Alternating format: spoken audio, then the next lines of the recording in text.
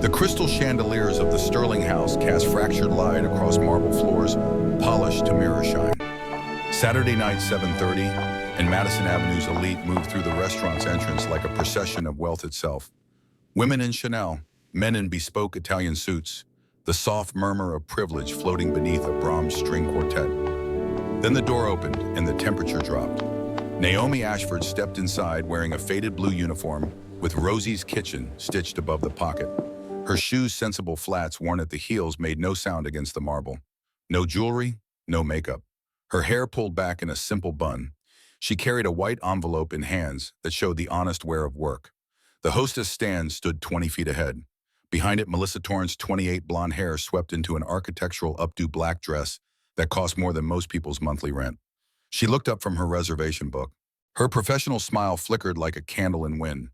Naomi walked forward with the steady gait of someone who had learned long ago that buildings were just buildings no matter how much marble they used. "Good evening." Melissa's voice carried that careful politeness reserved for people who didn't quite fit. Her eyes darted to the security guard by the wine cellar door, then back to Naomi. "Do you have a reservation?" "I need to speak with Mr. Harrington." Melissa's smile thinned. "I'm afraid Mr. Harrington doesn't take walk-ins. If you'd like to make an appointment, he'll want to see me." "I really don't think." Naomi placed the envelope on the mahogany podium. "Please give him this." Melissa stared at the envelope as though it might contain a subpoena. Around them, the restaurant's ambient noise had quieted. A man in a three-piece suit lowered his wineglass. A woman with a Birkin bag whispered something to her companion. Everyone was watching now, though they pretended not to. Melissa picked up the envelope between two fingers, holding it away from her body. She opened it. Her face went pale. Inside, a cashier's check for $10 million made out to the Sterling House, LLC. Her hand trembled slightly as she set it down. "One moment, please."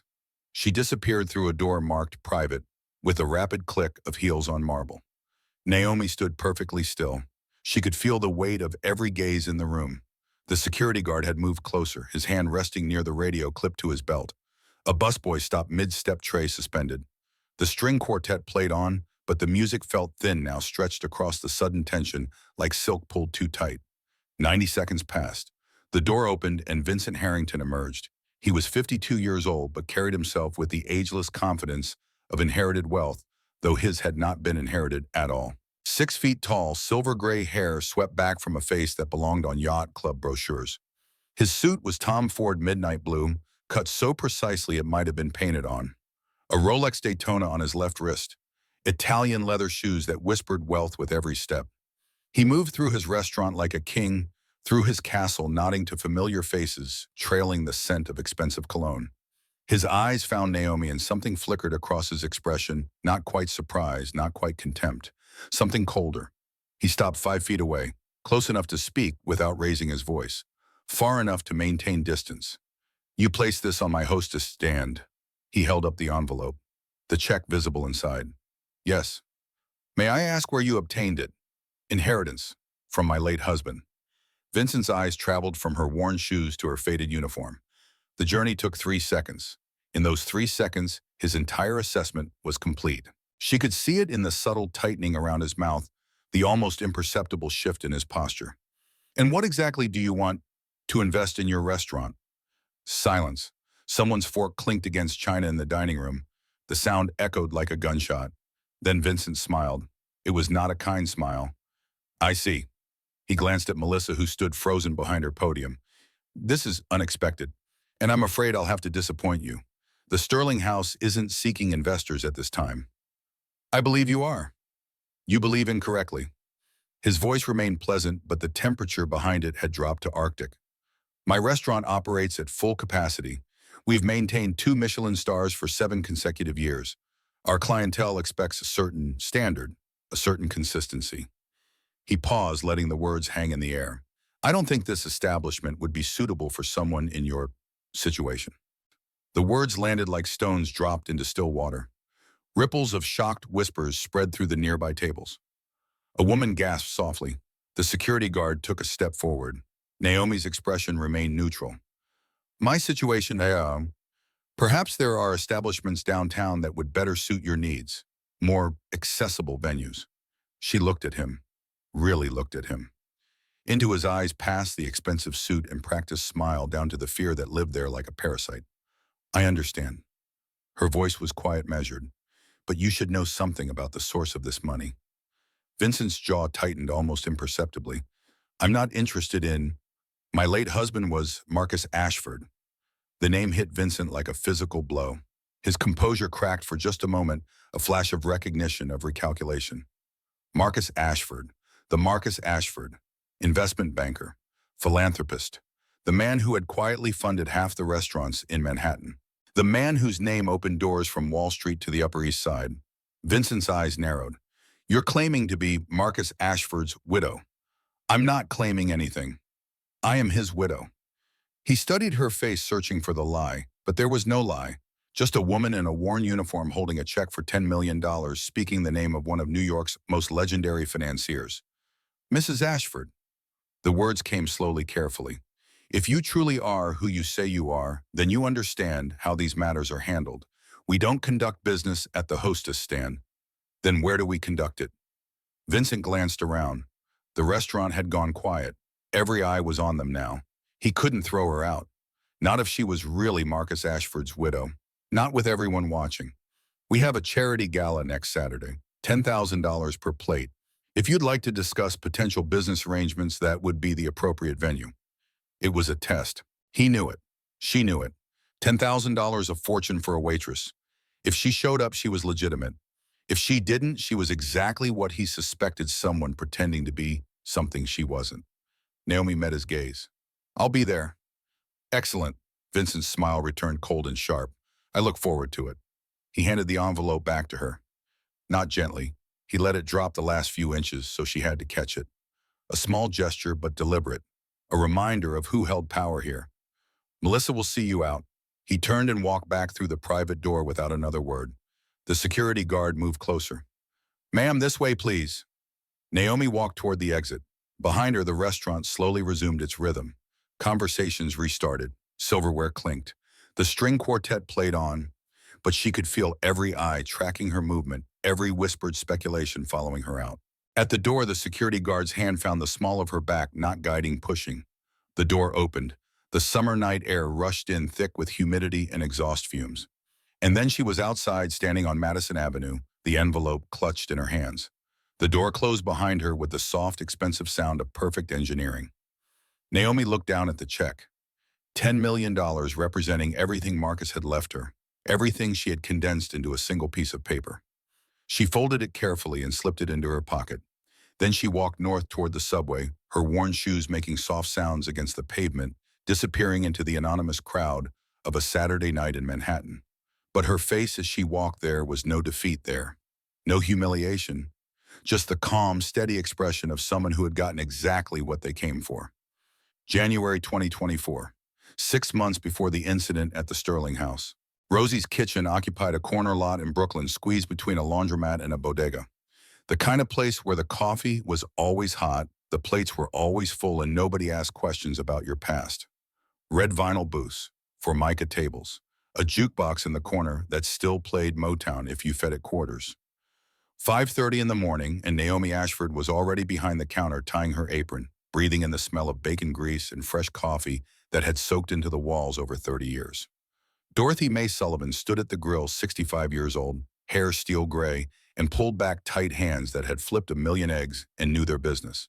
She owned Rosie's Kitchen, had inherited it from her mother Rosie, who'd opened it in 1962.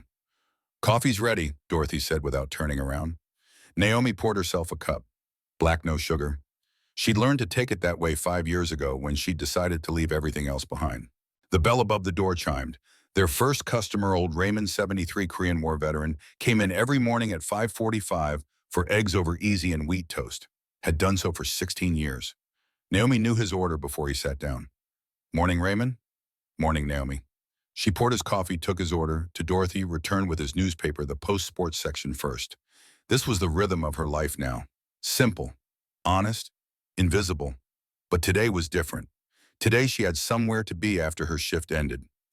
Dorothy glanced at the clock. You got that catering thing today? Yes. The Sterling House. Fancy. Just a few hours. Extra money. Dorothy flipped Raymond's eggs with a practiced flick of her wrist. You be careful up there. Those places they look down on people like us. I know. And you remember you got nothing to prove to anyone. Naomi smiled. I remember. But that wasn't quite true. She did have something to prove. Just not to the people Dorothy was thinking about. The shift ended at 2:30. Naomi changed out of her uniform in the tiny bathroom, putting on the black pants and white button-down that the catering company had provided. She looked at herself in the cracked mirror. Same face, different costume. The subway to Manhattan took 40 minutes. She spent them thinking about the files she'd been building. Revenue reports, health department records, liquor license renewals. Everything that was public she'd studied. Because Naomi Ashford had not always been a waitress at a Brooklyn diner. Once she had been something else entirely. The Sterling House's private dining room was designed to impress. Vaulted ceilings, original artwork, floor-to-ceiling windows overlooking Madison Avenue. The charity event Some Foundation for Children's Literacy had brought out Manhattan's elite in force. 200 guests at $5,000 a plate, raising $1 million before dinner even started. Naomi was one of 6 temporary servers hired for the evening. The catering company had been clear: be invisible, be efficient, don't speak unless spoken to. She excelled at invisible. She moved through the room with a tray of champagne flutes, refilling water glasses, clearing plates. No one looked at her face. To them, she was hands and movement, nothing more, and that allowed her to see everything. Vincent Harrington worked the room like a conductor leading an orchestra. Handshake here, laugh there, hand on shoulder, whispered confidence. He was magnetic, she had to admit. Charismatic. The kind of man who made you feel like the most important person in the room while he was talking to you, and completely insignificant the moment he moved on. She'd been watching him for an hour when it happened. Naomi was refilling water at a table near the kitchen door when she noticed Vincent step away from the main crowd. He moved with casual purpose toward a small alcove partially hidden by a decorative screen. A private conversation. She angled herself to get a better view using the water pitcher as cover. A man had emerged from the kitchen's back entrance. Not staff, guest. Late 50s, thick-build Eastern European features, expensive but not tasteful suit. He carried himself with the casual violence of someone who'd never had to raise his voice to get what he wanted. Naomi's instincts she'd honed over 15 years at the SEC, began screaming. The 2 men shook hands. Brief, businesslike. The visitor pulled an envelope from his jacket. Not large. Manila paper letter-sized. He handed it to Vincent, who slipped it inside his own jacket without looking at it. The whole exchange took maybe 10 seconds. Then the visitor was gone back through the kitchen door, and Vincent was returning to his guest's smile in place, that envelope hidden against his ribs. Naomi's pulse quickened. She knew that move. Knew it intimately. She'd seen it 100 times in investigations recorded on surveillance footage, described in witness testimony. That was how cash moved between guilty hands. Quick, casual, hidden in plain sight. She set down her water pitcher with carefully controlled movements and pulled out her phone, pretending to check a text. Instead, she opened her camera and zoomed in on the kitchen entrance. She had to wait 18 minutes. Then the man emerged again, this time from the front entrance, pulling on a coat. Naomi snapped 3 photos. Not great, too far away, too many people, but good enough. Good enough to run through facial recognition later. Good enough to begin. The event ended at 11. The temporary staff was paid in cash and dismissed. Naomi took the subway home, but she didn't go to sleep. She sat at her small kitchen table in her small apartment, 600 square feet, 4th floor walk-up. The kind of place she never would have looked at twice before Marcus died, and opened her laptop. The photos she'd taken were grainy but usable. She uploaded them to a secure connection, accessing databases she technically shouldn't have had access to anymore. But 15 years at the SEC had given her contacts. Friends who would run a search and not ask questions. The response came back at 2:15 a.m. Dmitry Volkov, age 58, born to Volgograd, immigrated 1997, on record as import-export consultant. No criminal convictions, but flagged by FinCEN, the Financial Crimes Enforcement Network, for suspicious activity reports. Suspected connections to Russian organized crime, money laundering, possibly narcotics trafficking. Not convicted, just suspected.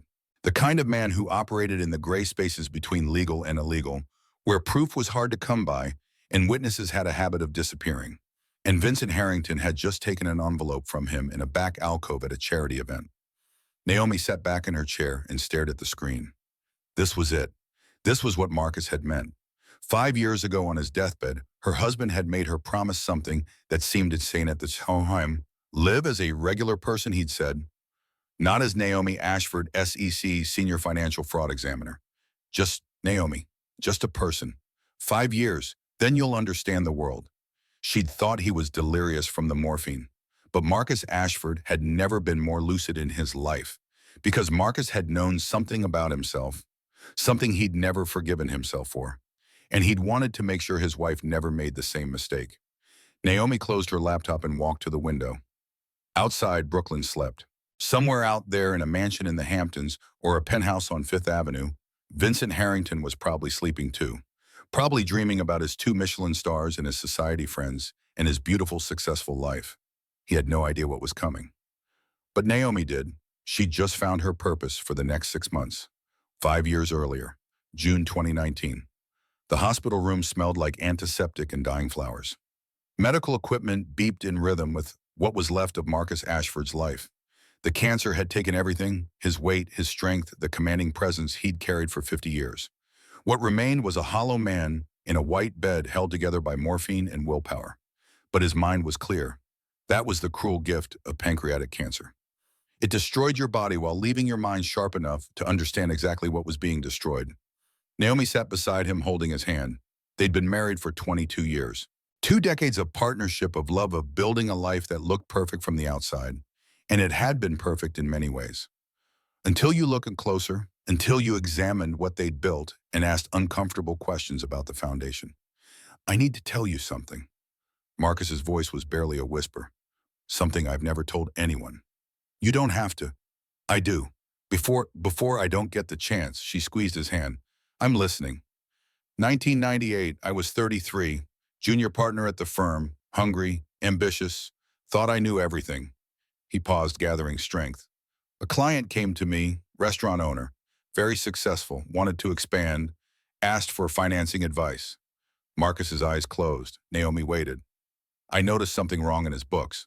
Revenue numbers that didn't make sense. Cash deposits with weak explanations. I'd seen enough financial statements to know what money laundering looked like. What did you do? Nothing. The word came out like a confession.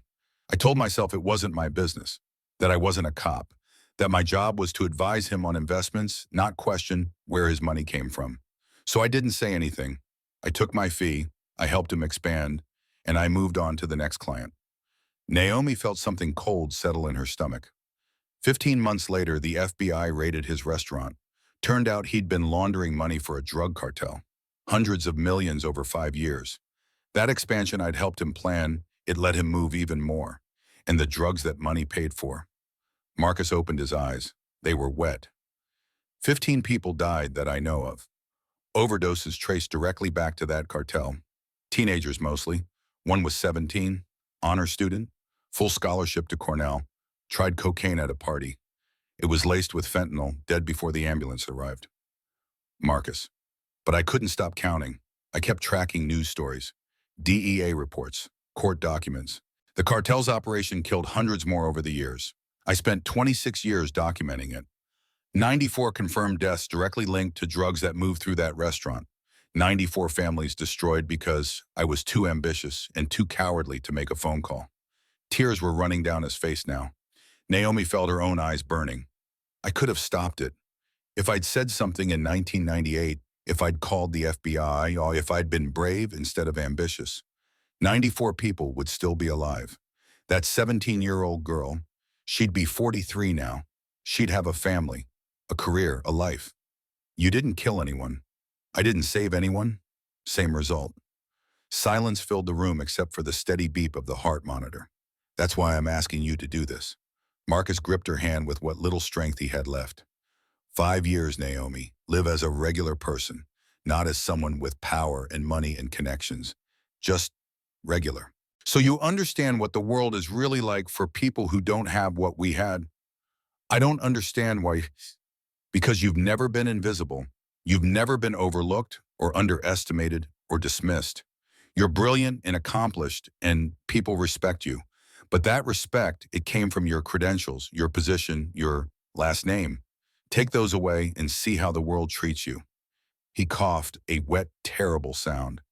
And when you see injustice, when you see wrong being done by people who think they're untouchable, I want you to remember that you have power they don't see, because they'll underestimate you. They'll look at you and see nobody. And that's when you act. Marcus, I can't. Promise me. His grip tightened. 5 years. Live as someone ordinary. Then decide what to do with the extraordinary person you really are. Naomi couldn't speak, could only nod. I'm leaving you $10 million. Not for comfort, not for security, for justice. Use it however you need, but use it for something that matters. How will I know what matters? You'll know.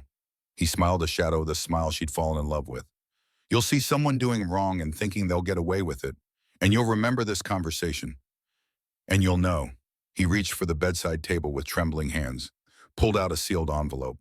This letter, don't open it until the 5 years are done, until July 2024. It'll explain everything I couldn't say now, everything I need you to understand. Marcus, promise me, Naomi, 5 years, then open the letter, then decide. I promise. That was June 14th, 2019. Marcus died on June 23rd, 9 days later. The funeral was everything you'd expect for a man like Marcus Ashford. Hundreds of mourners, testimonials about his generosity, his vision, his impact on New York's financial and philanthropic communities. The mayor spoke. So did 2 senators and the head of the Federal Reserve Bank of New York. Nobody mentioned 1998. Nobody mentioned the 17-year-old girl. Nobody mentioned the guilt that had driven 20 years of charity. Naomi stood at the grave and made a promise, not just to Marcus, to herself. 5 years. She would give him 5 years. July 2019. Day 1. Naomi sold the mansion in Westchester, the penthouse in Manhattan, the vacation home in the Hamptons. She kept only what would fit in a small apartment in Brooklyn. She walked into Rosie's kitchen on a Tuesday morning and asked Dorothy if she was hiring. Dorothy looked at her for a long moment. You ever waitressed before? No. You need the money, and no. Then why? Because someone I loved asked me to understand something I've never understood. Dorothy studied her face, then nodded. You start tomorrow, 5:30 a.m. Don't be late. Naomi wasn't late. The first month was the hardest. Her feet hurt from standing all day. Her back ached from carrying heavy trays. Her hands were rough from washing dishes when they were short-staffed. The work was relentless and exhausting, and nothing like her previous life. But that wasn't the hard part. The hard part was the invisibility. Day 47. Naomi went shopping at Bloomingdale's on her day off. She wore jeans and a plain t-shirt. Within 5 minutes, security guard was following her, watching her hands, positioning himself between her and the exit. She hadn't stolen anything, hadn't even touched the merchandise. But he followed her for 12 minutes until she left the store. She went home and wrote in a notebook, day 47, followed in Bloomingdale's. 12 minutes. White security guard, 30 seconds. I was the only black customer in the section. Day 203. Naomi tried to hail a taxi after her shift. She stood on the corner for 8 minutes with her arm raised. 3 cabs passed her, all empty, and picked up white customers further down the block. On the 9th minute, a black driver stopped for her. Day 203. 3 taxis passed me for white customers. Not raining, not late night, just invisible. Day 589. Naomi went to Le Bernardin for a friend's birthday. She'd made the reservation herself. But when she arrived, the host looked at her uniform. She'd come straight from work and seated her party at a table near the restroom. She could see 6 empty tables near the windows, all given to white diners in casual clothes. Day 589. Le Bernardin, table by bathroom. 6 window tables empty, given to white customers in jeans. I was wearing clean clothes, but wrong skin color. Day 205. Naomi went to the grocery store to buy dinner, paid with cash a $50 bill. The cashier held it up to the light, checked it with a counterfeit pen, called over the manager to verify it. The customer ahead of Naomi had paid with a $100 bill. White man, no verification. Day 205. Cashier checked my $50 bill like I was trying to pass counterfeit. White customer ahead of me, $100 bill, no check. Same cashier, 1,826 days. 5 years of learning what Marcus had wanted her to learn, that the world was not fair, that dignity was not given but fought for, that invisibility could be a weapon if you were brave enough to use it. Naomi stood in front of the mirror in her small Brooklyn apartment and looked at herself. Really looked. 45 years old, hair starting to show gray at the temples, lines around her eyes that hadn't been there 5 years ago. Hands marked by work, not delicate work, not the work of paperwork and computers, but real work. Lifting plates, carrying trays, hours on her feet. She looked like a waitress. More than that, she felt like a waitress. She'd lived this life for 1,826 days, 60 months, 5 years exactly. And in those 1,826 days, she'd learned what Marcus wanted her to learn. She'd learned how the world looked at her when she had nothing but her skin and her uniform. How taxi drivers looked right through her, how store security followed her, how restaurant hosts seated her near the kitchen, how bank tellers questioned her deposits. She'd learned what it meant to be invisible. Not because she was unremarkable, she'd once been one of the most feared investigators at the SEC. Not because she lacked education, she had 2 degrees from Columbia. Not because she was incapable, she'd built cases that put 30 financial criminals in federal prison. But because she was black, and working class, and female. 3 strikes in a world that judged you in 3 seconds. And in learning this, she'd learned something else. Something Marcus had understood but couldn't quite articulate as he lay dying. Invisibility was power. When people didn't see you, they revealed themselves. They said things they'd never say in front of someone they considered an equal. They did things they'd hide from someone they thought mattered. They showed you who they really were beneath the expensive suits and practiced smiles. Naomi walked to her kitchen table, laid out the notebook where she'd been recording observations for 5 years. 1,826 entries, each one a small injustice. Each one a data point in an experiment she'd never wanted to conduct. Then she picked up the sealed envelope Marcus had left her, the one she was only supposed to open after 5 years. The wax seal broke with a soft crack. Inside a letter, handwritten. Marcus's distinctive script slightly uneven from the tremor that came with terminal illness.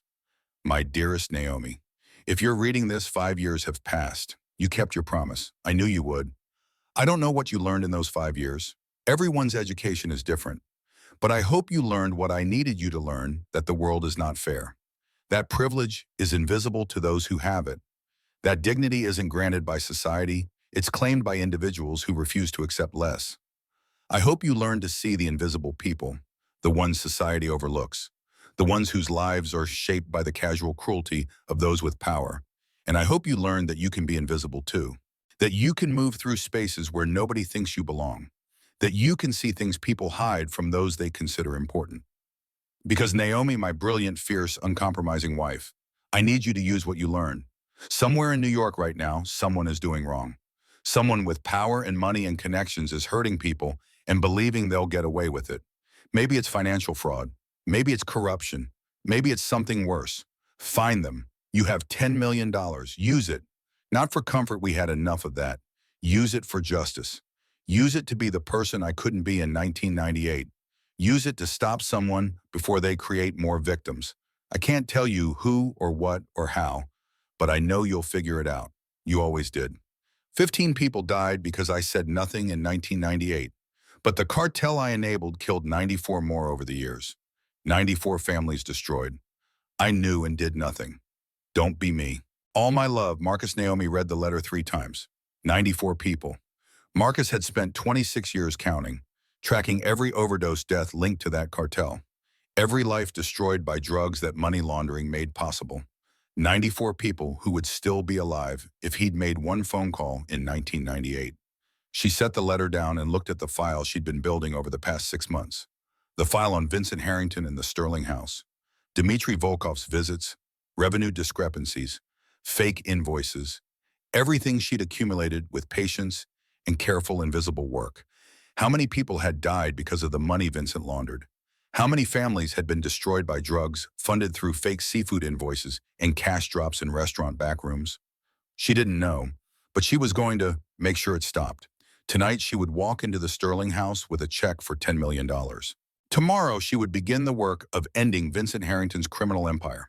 And in 6 months, if everything went according to plan, she would make sure that no more families were destroyed by the money that moved through that restaurant.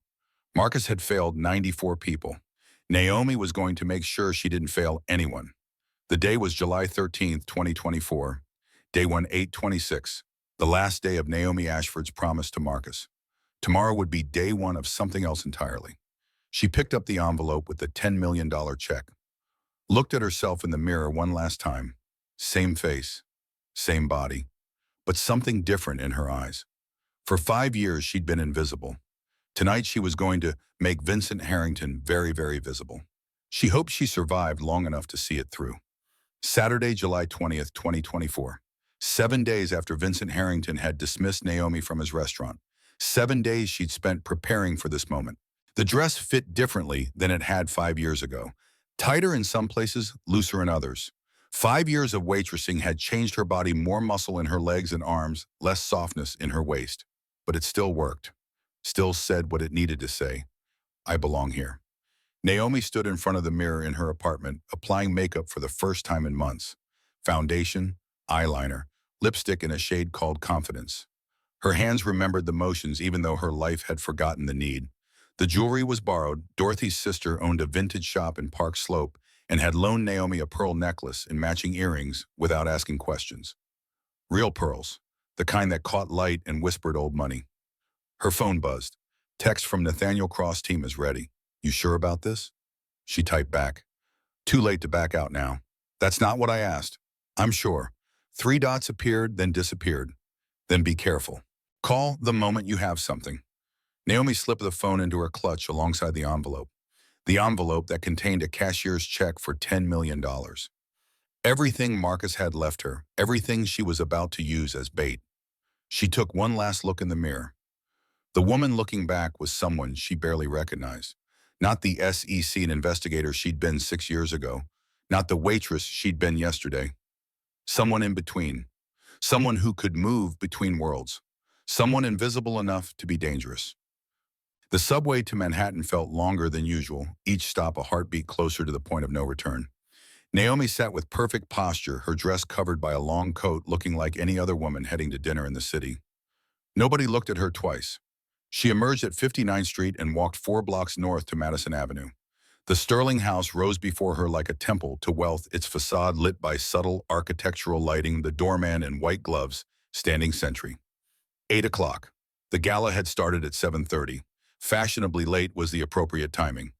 Naomi handed her invitation to the doorman. It had arrived by messenger 3 days ago, Vincent's assistant's handwriting on the envelope. No note, just the invitation. A test passed. Good evening, ma'am. Those words. Ma'am, the same word but delivered differently than last Saturday. With respect instead of dismissal. Because tonight she looked like someone who mattered. The transformation was instant and complete. Inside, the Sterling House had been transformed. White orchids on every surface. A string quartet playing Vivaldi in the corner. 200 guests an evening wear moving through the space like schools of expensive fish. Naomi took a champagne flute from a passing server. A young woman who didn't meet her eyes just extended the tray and moved on. Invisible. The way Naomi had been 7 days ago. She took a sip and surveyed the room. Vincent Harrington worked the crowd near the bar, holding court with 3 men in tuxedos. Even from across the room, Naomi could see his confidence, his charisma, the way people leaned toward him when he spoke. He was magnetic. Dangerous the way beautiful predators were dangerous. She didn't approach. Not yet. Let him come to her. Instead, she drifted toward a group near the windows. A woman in Chanel was discussing real estate markets. A man with silver hair was pontificating about interest rates. Naomi stood at the edge of the circle and listened. Then when there was a pause, she spoke. The Fed's next move will be a quarter-point cut. September meeting. The employment data from last month makes it inevitable. The group turned to look at her. The silver-haired man's eyebrows rose. That's a bold prediction. It's a mathematical certainty. Non-farm payrolls came in 12,000 under projections. Wage growth is plateauing. They have no choice if they want to avoid a soft landing turning into a crash. And you are Naomi Ashford. Recognition flickered across the Chanel woman's face. Ashford, as in Marcus Ashford? His widow, yes. The temperature of the group shifted immediately. Suddenly, she wasn't a stranger making bold claims. She was someone with a name, a connection, a history that mattered. I'm so sorry for your loss, Chanel woman said. Marcus was a legend. His work with the Children's Literacy Foundation was something he cared deeply about. Thank you. They talked for 10 minutes. Market predictions, portfolio strategies, the impossible cost of Manhattan real estate.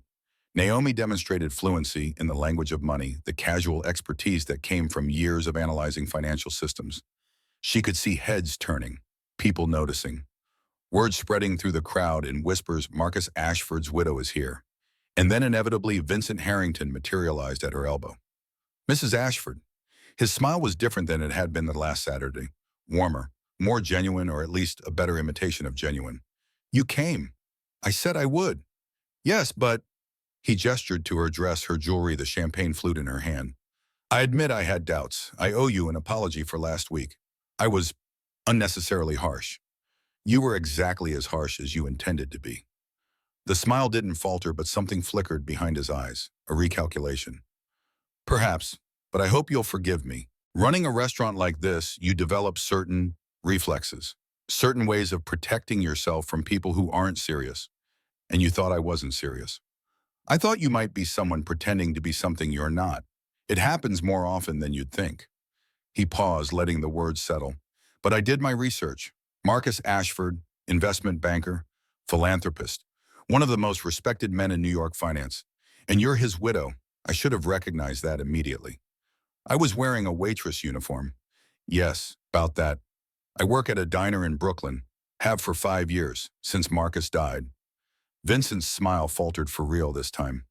You work at a diner. Rosie's Kitchen, best eggs in Brooklyn. She sipped her champagne and watched his face. Does that change your assessment of whether I'm serious about investing $10 million? He recovered quickly. She had to give him credit for that. Not at all. Though I admit I'm curious about the choice. My husband asked me to live as a regular person for 5 years, to understand the world without the buffer of wealth and connections. I honored his wish. 5 years. They ended last week. And now I'm deciding what to do with the resources he left me. $10 million. I could put it in index funds and watch it grow slowly. Or I could invest it in something that matters, something tangible, a business with real value. Vincent's eyes sharpened. This was the language he understood. Return on investment, value propositions, money as a tool rather than an abstraction. The Sterling House is doing quite well without additional investors. Is it? Naomi looked around the room. 2 Michelin stars is impressive, but you haven't grown in 7 years. Same location, same capacity, same menu more or less. That's not growth. That's stagnation. Stability, is another word for fear. Fear of taking risks. Fear of expansion. Fear of failing. She touched a nerve. She could see it in the tightening of his jaw, the subtle shift in his posture. What exactly are you proposing, Mrs. Ashford? I'm proposing that you let me see your books, your real numbers, revenue, cost, profit margins. If they support expansion, if the fundamentals are sound, I'll invest $10 million. You can open a second location, maybe a third, build an empire instead of resting on your laurels. And what do you get out of it? 40% equity, board seat, quarterly financial reviews. Vincent laughed. It sounded genuine. That's quite an aggressive position. It's a fair position for $10 million in capital. You keep controlling interest. You keep running operations. But I want transparency. I want to see exactly where my money is going and what it's doing. They stood in silence for a moment, the gala continuing around them, 200 people drinking champagne and making small talk while the real conversation happened in the space between words. I'll need to think about it, Vincent finally said. Of course, take your time. I'm patient. Naomi pulled a business card from her clutch. She'd had them printed yesterday, plain cardstock, with just her name and phone number. Call me when you've decided. She handed him the card and walked away before he could respond. Not rude, just done. The conversation had served its purpose. Plant the seed, let him think he was in control, let him come to her. She circulated through the gala for another hour, talked to a hedge fund manager about emerging markets, discussed wine with a sommelier, laughed at someone's story about a disastrous vacation in Tuscany, played the role of wealthy widow deciding what to do with her life. And all the while she could feel Vincent watching her, assessing, calculating, trying to determine if she was an opportunity or a threat. He couldn't imagine she might be both. The call came on Monday morning and at 9:43 a.m. Naomi was at Rosie's Kitchen pouring coffee for old Raymond when her phone buzzed in her apron pocket. She glanced at the screen. Unknown number. Manhattan area code. Excuse me, Raymond. She stepped into the kitchen. Dorothy looked up from the grill. You okay? I think it's happening, Naomi answered. Hello, Mrs. Ashford, Vincent Harrington. I hope I'm not calling too early. Not at all, I'm an early riser. As am I. Listen, I've been thinking about your proposal, about investment and expansion, and I'd like to continue the conversation. Are you available tomorrow? Say 9 a.m. At the restaurant. At my office, I'll show you the books. We can discuss the specifics of what a partnership might look like. Every instinct Naomi had honed over 15 years screamed that this was too easy. Vincent was desperate, or planning something.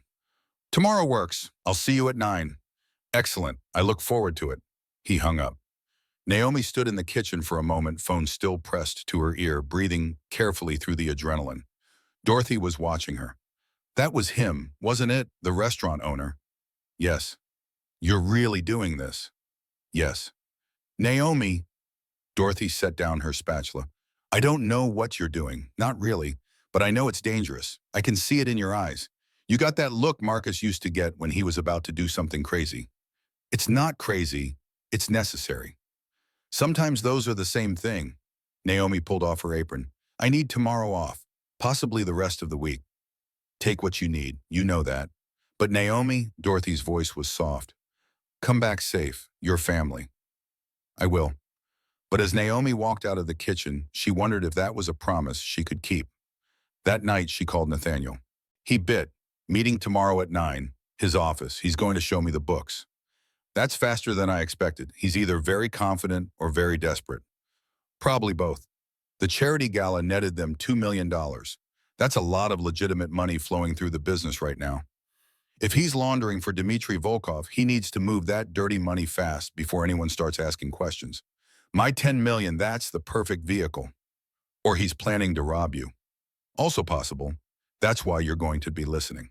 Silence. Explain. I'm wearing a wire tomorrow, FBI standard, hidden microphone, real-time transmission.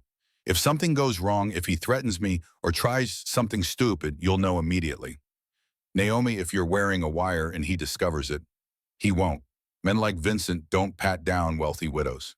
He's going to see what he wants to see, an opportunity. A rich woman who doesn't understand what she's walking into. And if he's smarter than that, then you better move fast. Another silence. Where do you want to do this? The wire fitting, I mean. Your office, tomorrow morning, 6 a.m. That gives us 3 hours before I need to be at the Sterling house. I'll have the tech team ready. They hung up. Naomi sat in her apartment and thought about Marcus, about the letter he'd left her, about the 94 people who died because he'd stayed silent in 1998. How many people had died because Vincent Harrington laundered money for the Russian mob? How many families destroyed? How many futures ended? She was about to find out. The FBI's New York field office occupied several floors of a nondescript building in Federal Plaza. Naomi arrived at 5:58 a.m., buzzed through 3 security checkpoints, and was escorted to a small conference room where Nathaniel waited with 2 technicians. You're sure about this? He asked. We've been through this. I know. But once you're wired, once you walk into that restaurant, you're committed. No backing out. No safety net.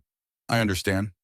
One of the technicians, a woman in her 30s with the efficient manner of someone who'd done this 1,000 times, held up a small device the size of a quarter. This is a digital transmitter. Sound quality is excellent up to 300 feet. Battery life is 12 hours. We'll be monitoring from a van parked 2 blocks away. If you need help, say the word Marcus. That's our distress signal. The technician helped Naomi fit the wire. It went between her shoulder blades, the microphone positioned just below her collarbone, hidden beneath her blouse. The battery pack sat at the small of her back, flat enough to be invisible under clothing. How do I look? The technician smiled, like a woman going to a business meeting. That's the point. Nathaniel walked her through the protocol one more time. What to try to get Vincent to say. What questions to ask. How to steer the conversation toward evidence of money laundering without being obvious. Remember, he said, we need him to incriminate himself. We need him to admit on tape that money is moving through the Sterling house for purposes other than legitimate business. We need names, amounts, dates. The more specific, the better. I know what I'm doing, Nathaniel. I know you do. That's what scares me. At 8:15, Naomi left the FBI office and took a taxi to Madison Avenue. The morning was clear and cool, the kind of New York summer day where anything seemed possible. She watched the city slide past the taxi windows and tried to calm her breathing. Everything came down to the next few hours. Either she'd get the evidence needed to bring down a criminal operation, or she'd walk into a trap that ended with her body in the Hudson River. No middle ground, no safety net, just like Marcus had asked. The Sterling house looked different in morning light, less mystical, more practical. The marble that seemed to glow at night looked cold in daylight. The brass fixtures needed polishing. Naomi entered through the front door. The hostess stand was empty. They didn't open for lunch until 11:30, but a young man in a suit waited in the lobby, one of Vincent's assistants. "Mrs. Ashford, right this way, please." He led her through the dining room past tables set for lunch service through a doorway marked "Staff Only," down a hallway lined with wine storage, and finally to a heavy oak door. He knocked. "Mr. Harrington, Mrs. Ashford is here." "Send her in." The assistant opened the door and stepped aside. Vincent Harrington's office was exactly what she'd expected. Mahogany desk, leather chairs, original artwork of Rothko on one wall, something that looked like a Diebenkorn on another, floor-to-ceiling windows overlooking Madison Avenue. The office of a man who'd made it and wanted everyone to know. Vincent stood behind his desk, phone in hand. "Mrs. Ashford, please sit. Coffee." "Black, thank you." He poured from a French press real coffee, not the institutional swill most offices served. Another signal. "I'm sophisticated. I have taste. You can trust me." Naomi sat and arranged her posture. Confident but not aggressive. Interested but not desperate. Everything about her body language said, "I'm here to evaluate you, not beg you for anything." Vincent settled into his chair. "I've been thinking about your proposal. $10 million for 40% equity. It's bold. It's fair market value. Perhaps, but before we discuss terms, I want to make sure you understand what you'd be investing in. The Sterling House isn't just a restaurant. It's a brand, a reputation. 7 years of building something exceptional. I understand that. I also understand that exceptional businesses need capital to grow. You've plateaued. I can change that." He smiled. "Direct. I appreciate that. Most investors dance around the point. I don't have time to dance. I'm 45 years old. I've spent 5 years serving eggs in Brooklyn. I'm ready to do something that matters." "And you think a restaurant matters. I think building something matters. Creating jobs matters. Excellence matters." She paused. "And I think you know how to do all three. That's why I'm here." Vincent studied her for a moment. Then he stood and walked to a filing cabinet, pulled out a folder thick with papers, set it on the desk between them. "These are our financials for the past 3 years. Revenue, costs, profit margins. Everything you asked to see." Naomi opened the folder. Her eyes scanned the pages with practiced efficiency, the skill she'd honed over 15 years at the SEC. Balance sheets, income statements, cash flow reports. The numbers told a story. Annual revenue hovering around 12 million. Operating costs at 7 million. Net profit of 5 million. On paper, it looked healthy. Excellent even. But Naomi knew how to read between the lines. "Your food costs are low," she said. "Too low for the quality you're claiming." Vincent's smile didn't waver. "We have excellent supplier relationships, long-term contracts, favorable pricing." "I'd like to see those contracts." "Of course, though they're proprietary. I'd need certain assurances before sharing that level of detail." "What kind of assurances?" "A letter of intent, something that shows you're serious about investing, that this isn't just due diligence for due diligence's sake." This was the moment, the pivot point. If she committed to a letter of intent, she'd be one step closer to seeing the real books. But she'd also be exposed, committed. Vincent would expect actual money to follow. "I can provide that," Naomi said, "but I need to see the full picture first, including your supplier invoices. I'm not investing $10 million based on summaries." Vincent leaned back in his chair. "You're very thorough. I learned from the best. Marcus didn't invest in anything without understanding it completely. Marcus was a legend, but even legends made mistakes." "Is there something you're not telling me, Mr. Harrington?" "Not at all. I'm simply saying that sometimes trust is as important as data. You need to trust that I know how to run this business, that I've built something sustainable." Naomi closed the folder. "Trust is earned. Show me the invoices. Show me the supplier contracts. Show me where every dollar comes from and where every dollar goes. Then we'll talk about trust." They sat in silence. Through the windows, Madison Avenue flowed with morning traffic. Somewhere in that traffic, 2 blocks away, Nathaniel and his team were listening to every word through her hidden microphone. Finally, Vincent said, "I'll have my accountant prepare a complete packet. Invoices, contracts, supplier information, everything. It'll take a few days. Wednesday. Wednesday, 3 p.m. We can meet here again." Naomi stood. "Wednesday it is." Vincent stood as well and extended his hand. She shook it. His grip was firm, confident. The grip of a man who thought he'd won something. "One more thing," he said. "The letter of intent. Can you have that ready by Wednesday?" "I can have it ready by tomorrow if you'd like." "Wednesday is fine. Along with—" He paused as if weighing his words. "Along with initiating a wire transfer of the $10 million. To show good faith." There it was. The real ask, the moment when Vincent revealed his hand. He wanted the money moving before showing her everything. Wanted her committed, exposed, vulnerable. Wanted to make sure she couldn't walk away once she saw what was really happening in the Sterling house's books. Naomi met his eyes. "You want me to initiate a $10 million transfer before I've seen your supplier contracts? I want to know you're serious, that this isn't some game. You're asking to see proprietary information. Trade secrets. I need to know you're committed.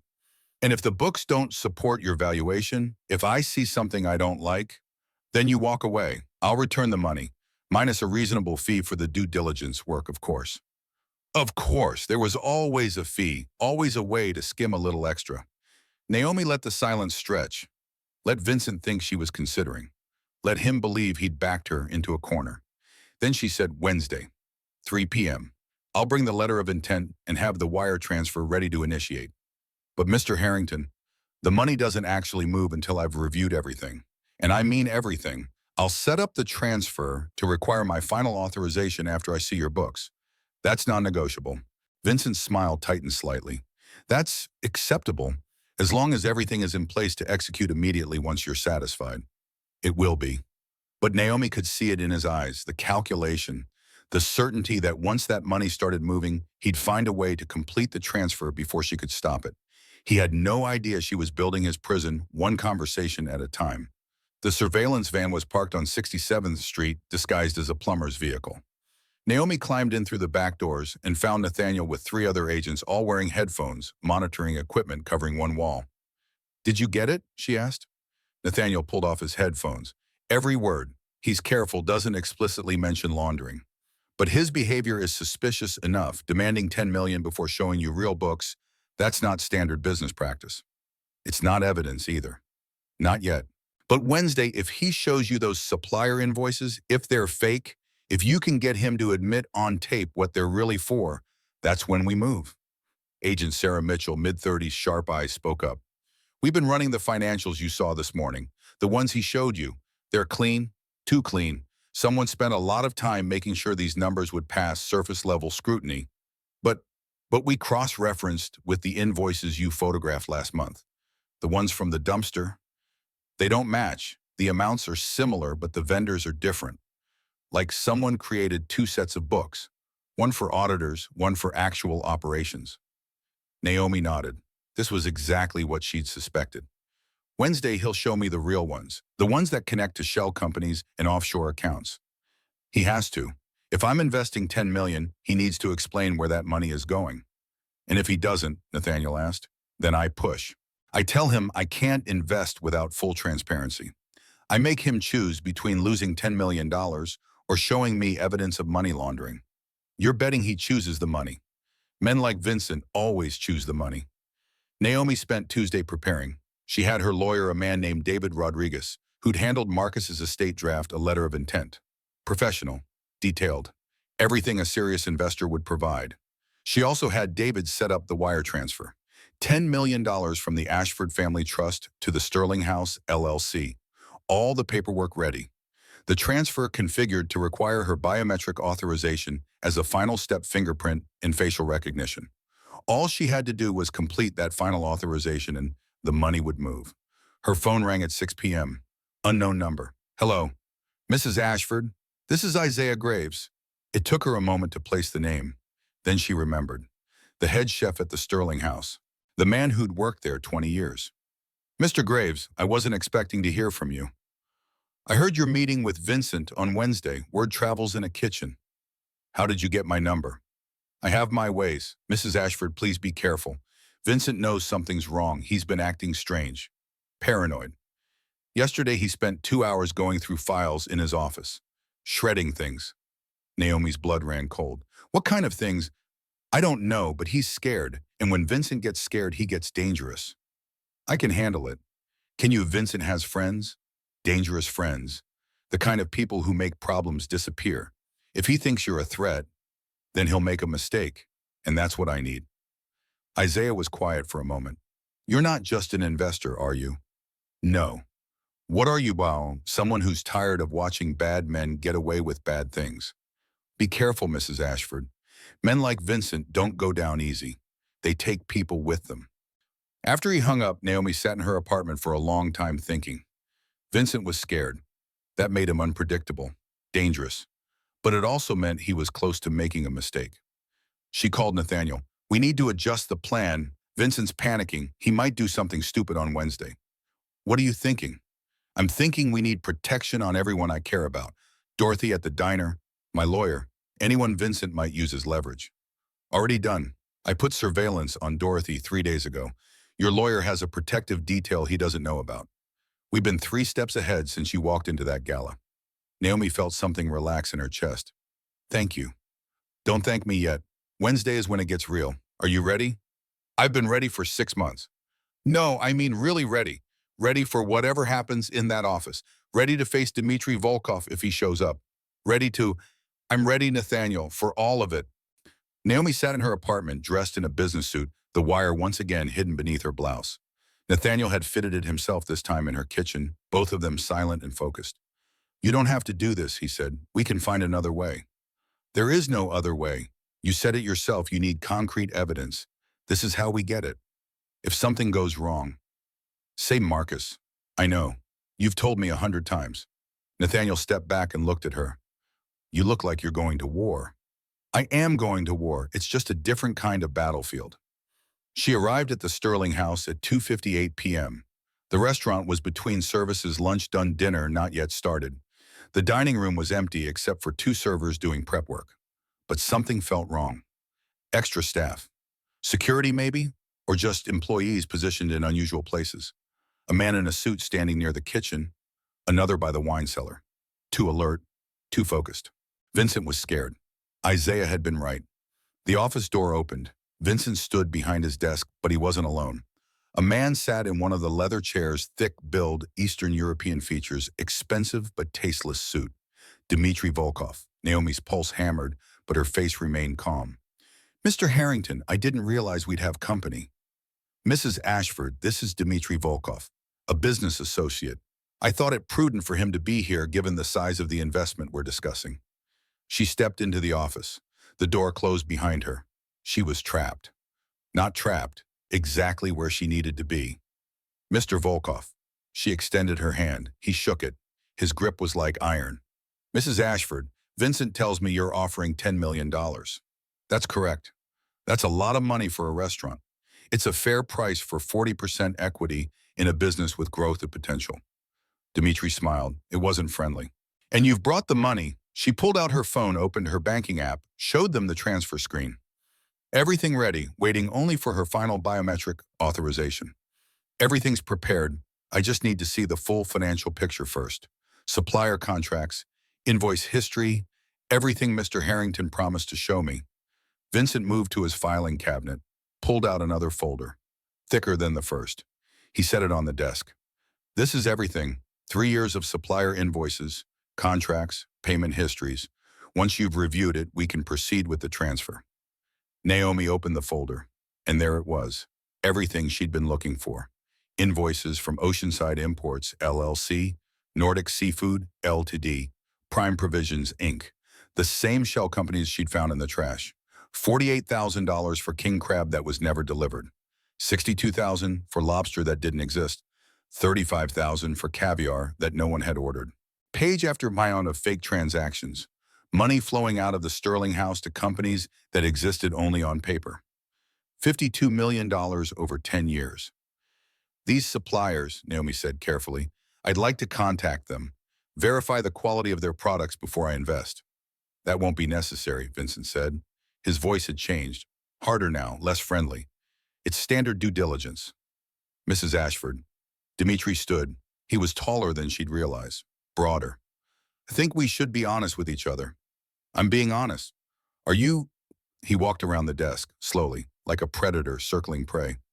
Vincent tells me you used to be an investigator. SEC, financial fraud. The room went very cold. That was a long time ago. Was it, or are you investigating us right now? I'm conducting due diligence on a potential investment. That's all. Dimitri reached out and grabbed her arm, not violently but firm, controlling. Empty your purse. Excuse me? Your purse. Empty it, now. 2 blocks away, Nathaniel would be hearing this, would know something was wrong, but he was 2 blocks away. Even if he moved immediately, it would take minutes for the FBI to arrive. Minutes she might not have. Naomi opened her clutch, set its contents on the desk. Phone, wallet, lipstick, the letter of intent. Dimitri examined each item. Then his eyes fell on her blouse, on the barely visible outline beneath the fabric. What's that? What's what? He grabbed her shoulder and spun her around. His hand found the wire, ripped it free. The device came away with a tearing sound, wires dangling. He held it up to the light. FBI wire, very sophisticated. He looked at Vincent. She's been recording everything. Vincent's face had gone white. You're working with the FBI, Naomi said the word, clear and loud. Marcus? 2 blocks away, Nathaniel heard it. Agents scrambled, but they were still minutes away. She was alone. Dimitri's hand closed around her throat, not squeezing, not yet, but the threat was absolute. His fingers were iron bands against her windpipe. His eyes were flat, empty. The eyes of a man who'd done this before. You made a mistake, he said quietly. Vincent stood frozen behind his desk, face pale, hands shaking. Dimitri, wait. We need to think about this. Think about what? She's FBI. She's been recording us. She has evidence. We didn't say anything incriminating. She has the invoices. She has evidence. She has to disappear. The word hung in the air like a death sentence. Naomi forced herself to speak, voice strained but steady. You're right. I was investigating you. 6 months of surveillance, financial analysis, evidence collection, and I documented everything. Every meeting with Dimitri, every fake invoice, every dollar you've laundered. Then you're stupider than I thought, Dimitri said, coming here alone. I'm not alone. FBI agents are listening to every word. They're probably already surrounding this building. You kill me, you guarantee yourself a death sentence. Vincent's eyes darted to the window. She's bluffing. How long have you been laundering money through this restaurant? 10 years, $50 million. How many people died because of the drugs that money paid for? Dimitri's grip tightened slightly. Careful. The office door burst open. Isaiah Graves stood in the doorway holding a kitchen knife. Not threatening, just present. Behind him, 2 more staff members. Then 3 more. Let her go, Isaiah said. Dimitri looked at the growing crowd. This doesn't concern you. It does. We all work here. We all knew something was wrong, and we're not letting you hurt her.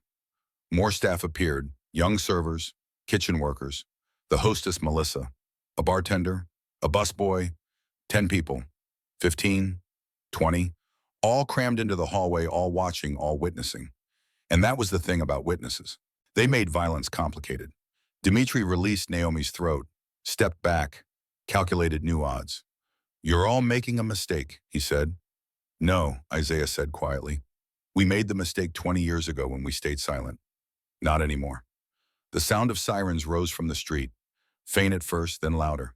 Closer, the distinctive wail of police and federal vehicles. Vincent sank into his chair. It's over. Not yet. Dimitri moved toward the window, looking for an exit, an escape route, anything. But the Sterling house was 4 stories up. No fire escape, no easy way out. Then Dimitri pulled out his phone, showed Naomi a photo. Her heart stopped. The photo showed Dorothy Mae Sullivan outside Rosie's kitchen, unaware she was being photographed. The image was recent. This morning, maybe. Your friend from Brooklyn, Dimitri said calmly. Sweet old lady. Would be tragic if something happened to her while you're playing hero. The agents in the hallway tensed. Isaiah's grip on the knife tightened. FBI takes me, Dimitri continued, voice conversational. My people visit Dorothy, that's the deal. You can have me, or you can have her alive. Choose. Naomi looked at the photo, at Dorothy's kind face, at the woman who'd given her a job when she had nothing, who'd become family over 5 years of early morning shifts and shared coffee. Then she looked at Dmitri. You're bluffing. You don't have time. Try me. Naomi's phone rang. Unknown number. Brooklyn area code. She answered on speaker, hands shaking slightly. Naomi? Dorothy's voice, scared. There's some men outside the diner, 3 of them. They're just standing there, looking at me through the window. I'm scared. I don't know what to. Dmitri smiled. It was the smile of a man who held all the cards. Then a second voice came through the phone. Male, authoritative, professional. Mrs. Sullivan, this is Agent Marcus Rivera, FBI. The men outside are our protective detail. You're safe. We've been watching you for 3 days since Mrs. Ashford initiated this operation. Mr. Volkov's associates were arrested this morning at 6 a.m. 4 men total. They've been in federal custody for 9 hours. Dimitri's smile vanished. The phone continued. The men you see are Special Agents Ramirez, Thompson, and Park. They're there to make sure you stay safe. You can wave to them if you'd like. They'll wave back. A pause, then Dorothy's voice relief flooding through. They're waving. Oh my God, Naomi, they're FBI. Yes, Dorothy, you're safe, I promise. Naomi looked at Dmitri. You think you're the only one who plans ahead? Nathaniel put protection on everyone I care about the moment I walked in here. Your people in custody, your leverage gone, you're done. For the first time, real fear crossed Dmitri Volkov's face. The sound of boots pounding upstairs. Voices shouting, FBI, FBI. 30 seconds later, Nathaniel Cross burst through the office door. Weapon drawn, 6 FBI agents behind him, all in tactical gear. Hands up! Hands up now! Dmitri raised his hands slowly. Vincent did the same, moving like a man underwater, like someone watching his entire world collapse in real time. Dmitri Volkov, Nathaniel said, weapon-steady voice carrying the authority of federal law. You're under arrest for money laundering, conspiracy, racketeering, and attempted murder of a federal witness. They handcuffed Dmitri first. He didn't resist, didn't speak, just watched Naomi with those flat, empty eyes as agents read him his rights. She could see him calculating, even now, looking for an angle, an escape, a way to win. There wasn't one. Vincent was different. He kept talking, explaining, justifying. The words poured out of him like water from a broken dam. I didn't know what the money was for. I just provided a service. I didn't ask questions. That's not a crime. That's business. That's just I built this restaurant from nothing. Nothing. I grew up poor. My father died in debt. I swore I'd never be like him. Never be weak. Never be poor. Is that a crime? Working hard, building something. No, Naomi said quietly, rubbing her throat where Dimitri's fingers had left marks. But building it with blood money is. $52 million over 10 years. How many people died because of what you did? How many families destroyed? Vincent had no answer. They let him out in handcuffs. The great Vincent Harrington, who'd hosted charity galas and served Manhattan's elite, who'd built 2 Michelin stars and a sterling reputation, reduced to a man in handcuffs, being perp-walked through his own restaurant. The staff watched in silence. Some looked shocked. Some looked relieved. Isaiah caught Naomi's eye and nodded once. Thank you, she nodded back. Thank you for being brave when it mattered. Outside, Madison Avenue had transformed into a law enforcement circus. FBI vehicles, NYPD cruisers, crime scene vans, chins carrying boxes of evidence from the restaurant, news helicopters circling overhead. A reporter shoved a microphone toward the building entrance. Can you confirm this is related to money laundering? Nathaniel ignored them all. He guided Naomi to an FBI vehicle, hand protective on her shoulder. Hospital? Now, you need your throat examined. I need to give my statement. Hospital first, statement second, non-negotiable. She was too tired to argue. The emergency room at Mount Sinai was crowded with the usual Wednesday afternoon chaos. Naomi sat on an examination table while a doctor, young, efficient, tired, examined her throat. Bruising, minimal. Nothing's crushed. You're lucky. Another 30 seconds of pressure, and we'd be having a different conversation. She made notes on a tablet. I'm prescribing pain medication. Take it if you need it. Ice for the swelling. And someone should stay with you tonight. Strangling victims sometimes have delayed reactions, anxiety nightmares, difficulty breathing. I'll be fine. The doctor looked at her with the weary patience of someone who'd heard that lie 1,000 times. You'll be fine eventually, but tonight you need someone with you. Nathaniel appeared in the doorway. I'll stay with her. You don't have to. I'm staying. Marcus would have killed me if anything happened to you, And since he's not here to do it, I'm going to move points to make sure he doesn't have to haunt me from beyond the grave. Despite everything, Naomi smiled. That night at Nathaniel's apartment in Brooklyn, they sat with Chinese food. Neither of them really ate, exhaustion settling over both of them like fog. Finally, Nathaniel said, I need you to know something. When Dimitri grabbed you, when we heard your distress signal, we were 2 minutes away. 2 minutes. I've never driven that fast in my life. And I kept thinking, what if we're too late? What if we get there and she's... But you didn't. I'm here. Because Isaiah and his staff gave us those 2 minutes. Because they had the courage to walk into that office unarmed and face down a Russian mobster. I've been doing this 30 years and I've never seen anything like it. They were tired of being afraid, tired of being complicit. I just gave them permission to be brave. Nathaniel was quiet for a long moment. Marcus would be so damn proud of you. Would he? I almost got myself killed today. You took down a money laundering operation that's been running for 10 years. You stopped Dmitry Volkov, a man we've been trying to catch for 15 years. You documented everything with such precision that our case is airtight. That's not almost getting yourself killed. That's changing the world. Naomi looked out the window at Brooklyn stretching into darkness. How many people, Nathaniel? How many died because of the money they laundered? He was quiet for a long moment. We're still investigating, but preliminary estimates, 87 confirmed overdose deaths linked to drugs purchased with money that moved through the Sterling house over the past decade. 87, not 94, but close. Close enough to echo Marcus's guilt. Close enough to matter. Marcus counted 94, she said softly. 26 years he tracked every death linked to that cartel. 26 years of guilt. And you stopped 87 more from happening. You prevented future deaths. That's what he wanted. Naomi closed her eyes. What happens now? Now you testify. Vincent and Dimitri go to trial. We dismantle the rest of their operation. And you get to decide what comes next. What do you mean? You're not a waitress, Naomi. You never were. You're one of the best financial investigators I've ever worked with. The SEC would take you back in a heartbeat, or you could consult or teach. But you can't go back to Brooklyn and pretend this didn't happen. I wasn't pretending, I was living. Were you or were you hiding? She didn't answer because she didn't know. 3 months later, the federal courthouse in Manhattan was built to intimidate. Marble columns, high ceilings, the weight of American justice pressing down on everyone who walked through its doors. Naomi sat in the witness box, right hand raised, swearing to tell the truth. Vincent Harrington sat at the defendant's table in a suit that probably cost $5,000, trying to look dignified. Dmitry Volkov sat beside him, face expressionless, like he was waiting for a bus rather than facing 50 years in federal prison.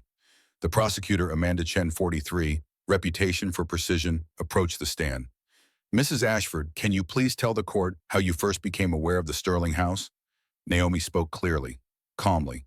She'd practiced this testimony 100 times, but now under the eyes of the jury, the judge, the packed gallery, it felt different, real. I was working as temporary catering staff at a charity event in January 2024. I witnessed an exchange between Mr. Harrington and Mr. Volkov that appeared suspicious. What made it suspicious? The location, a private alcove away from guests. The manner brief, furtive, and the exchange of an envelope that Mr. Harrington immediately concealed. In my 15 years investigating financial crimes at the SEC, I'd seen that exact behavior many times. It's how cash moves between guilty parties. Objection. Vincent's lawyer, expensive silver hair at practice, stood. Speculation. The witness cannot know what was in the envelope. Sustained. Amanda Chen didn't flinch. Mrs. Ashford, what did you do after witnessing this exchange? I photographed Mr. Volkov and ran his image through facial recognition databases. The results indicated he was a suspected money launderer with ties to Russian organized crime. That's when I began my investigation. Over the next 4 hours, Naomi walked the jury through everything. The 6 months of surveillance, the fake invoices found in garbage, the revenue discrepancies, the shell companies, the $52 million that had moved through the Sterling house over 10 years. She explained how she'd used the $10 million inheritance from Marcus money he'd specifically left for pursuing justice as bait, how she'd worn a wire, how she'd gotten Vincent to show her the real books, the ones that proved systematic money laundering. The defense tried to shake her testimony, suggested she'd entrapped Vincent, claimed she'd falsified evidence. implied she was acting out of grief over Marcus's death, looking for villains where none existed, trying to manufacture a purpose for her life. But Naomi had spent 15 years testifying in federal trials. She knew how to stay calm under cross-examination, knew how to answer precisely, knew how to let the evidence speak for itself. The fake invoices spoke. The wire recording spoke. The financial records spoke. And most damning of all, Isaiah Graves spoke. He took the stand on day 3 of the trial. Gray hair, tired eyes, hands that had prepared thousands of meals and witnessed thousands of crimes. "How long did you work at the Sterling House?" Amanda Chen asked. 20 years. "And during that time, did you witness money laundering?" "Yes." "Can you describe what you saw?" Isaiah took a breath. When he spoke, his voice was steady but heavy with regret. Dmitry Volkov came to the restaurant every 11 days like clockwork. He'd meet with Vincent in the office. I'd see envelopes being exchanged. Cash deposits would appear in our accounts the next day. Then Vincent would write checks to these fake suppliers companies that never delivered anything. The money would flow out as fast as it came in. "Why didn't you report this?" "Because I was scared. I have a wife, 3 kids, 2 of them in college. I needed the realm. And men like Dmitry Volkov, they don't forgive people who talk. People who cross them disappear." "What changed?" Isaiah looked directly at Naomi. "She did. Mrs. Ashford walked into that restaurant knowing what she was walking into, knowing she could be killed, and she did it anyway. That kind of courage, it makes you ashamed of your own cowardice. It makes you realize that silence isn't safety, it's complicity." The jury sat in absolute silence. Amanda Chen let that silence stretch. Let it fill the courtroom. Let every juror feel the weight of it. Then, "Thank you, Mr. Graves. No further questions." The trial lasted 3 weeks, 73 witnesses, hundreds of exhibits, financial records, wire recordings, surveillance photos, expert testimony from FBI forensic accountants who traced every dollar through shell companies and offshore accounts. The jury deliberated for 6 hours. When they returned, the forewoman stood. "In the case of United States versus Vincent Harrington, on the charge of money laundering, we find the defendant guilty. On the charge of racketeering, we find the defendant guilty. On the charge of conspiracy, we find the defendant guilty. Guilty on all 14 counts. In the case of United States versus Dmitry Volkov, on the charge of money laundering, we find the defendant guilty. On the charge of racketeering, we find the defendant guilty. On the charge of conspiracy, we find the defendant guilty. On the charge of attempted murder of a federal witness, we find the defendant guilty. Guilty on all 18 counts. Vincent Harrington, 28 years federal prison. Dmitry Volkov, 35 years. 12 other members of their operation received sentences ranging from 5 to 18 years. The Sterling House closed permanently, its liquor license revoked, its Michelin stars stripped. The building sold at auction, the proceeds used to pay restitution to victims' families. And Naomi sat in the courtroom gallery watching justice happen, thinking about Marcus. 94 people he'd written. I knew and did nothing. Now 87 families had some measure of closure. Not enough, nothing could bring back the dead. But something, an acknowledgement that their loved ones mattered, that their deaths hadn't been invisible, that someone had cared enough to fight. 5 years after the trial, 10 years after Marcus gave her the promise, the building that had once housed the Sterling House stood empty for 18 months after the closure. Then it was purchased by a group of investors led by Alicia Morgan, a 28-year-old black woman who'd been denied loans by 6 different banks before Naomi helped her secure financing. They gutted the interior, stripped away the marble and expensive artwork, transformed the space into something different. They called it the common table. No tuxedoed servers, no $10,000 galas, no Michelin stars. Just good food at fair prices served to anyone who walked through the door. Construction workers and CEOs, students and retirees, everyone seated together. Everyone treated with equal dignity. The grand opening was on a Saturday in July.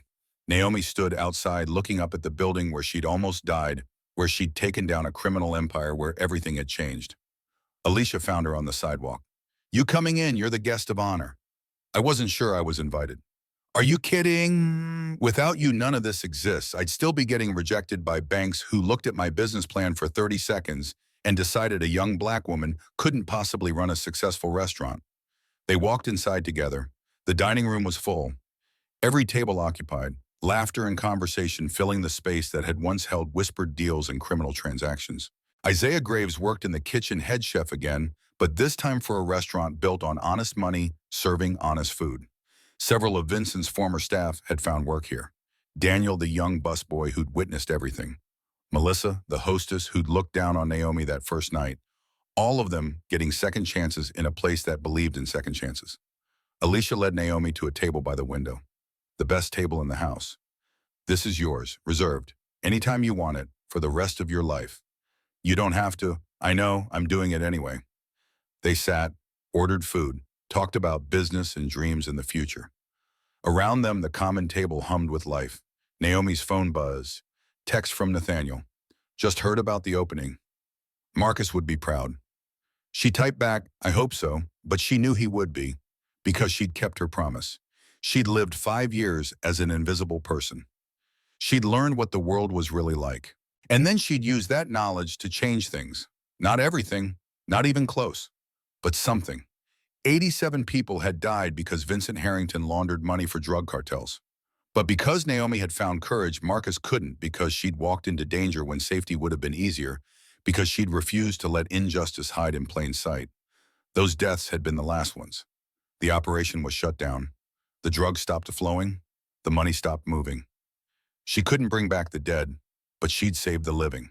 That had to be enough. That evening, Naomi visited Marcus's grave. The cemetery in Westchester was peaceful. Old trees, marble headstones, the kind of place where New York's wealthy went to rest forever. She sat on the grass beside Marcus's grave and pulled out a letter she'd written. She read it aloud even though she'd memorized every word. Dear Marcus, it's been 10 years since you gave me that promise. 5 years living invisible. 5 years building something that matters. You asked if I knew how the world would treat me without power and privilege. I know now the world can be cruel, dismissive, unjust. But you were wrong about one thing. You thought you failed in 1998. You thought staying silent made you a coward. Maybe it did, but you taught me something more important than courage. You taught me that mistakes can be redeemed, that guilt can become purpose, that one person speaking up can save lives. 15 people died because you stayed silent. The cartel's operation killed 94 more that you counted and tracked for 26 years. But 87 people are alive now because you taught me to fight. 87 families intact because you gave me $10 million and told me to use it for justice.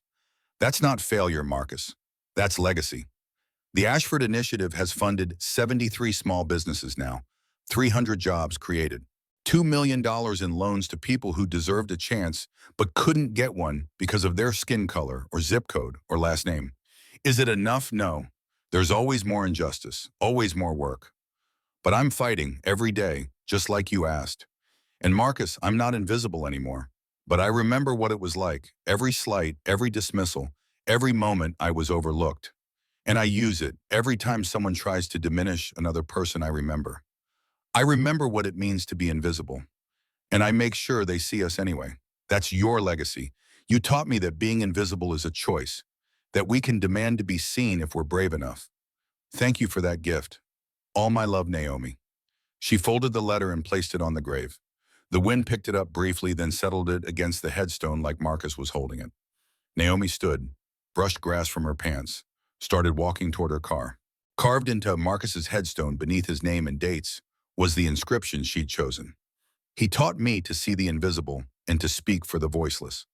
It was enough. That evening, Naomi returned to Brooklyn, to her apartment, larger now but still in the same neighborhood, still close to Rosie's kitchen, where Dorothy was training her daughter to take over the business. Still close to the common table where Alicia was building something that mattered. Her phone rang. Another entrepreneur needing help.